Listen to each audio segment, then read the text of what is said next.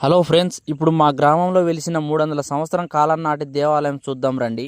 ఈ దేవాలయం మా రోళ్లపాడు గ్రామంలో వెలిసిన శ్రీ బరక సంజీవరాయ దేవస్థానం. గుడి యొక్క గొప్ప విశిష్టత అనుకున్న కోరికలన్నీ నెరవేరుతాయని చుట్టుపక్కన ఉన్న గ్రామ ప్రజల నమ్మకం. 300 సంవత్సరం కాలం నాటి గుడిని పునఃప్రారంభించి ఇప్పటికి 15 సంవత్సరాలు అయింది. ఈ గుడి మొత్తం 150 ఎకరాలలో విస్తరించి ఉంది.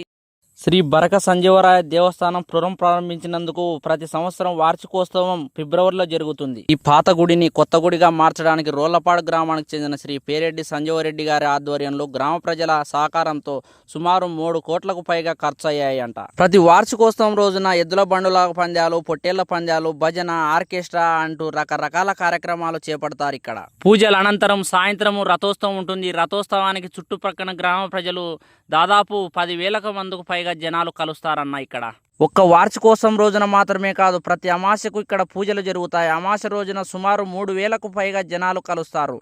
అమావాస్య రోజున భోజన కార్యక్రమం కూడా కలదు. మీరు కూడా ఈ రోళ్లపాడులో వెలిసిన శ్రీ బరక సంజీవరాయ దేవస్థానాన్ని విజిట్ చేయండి.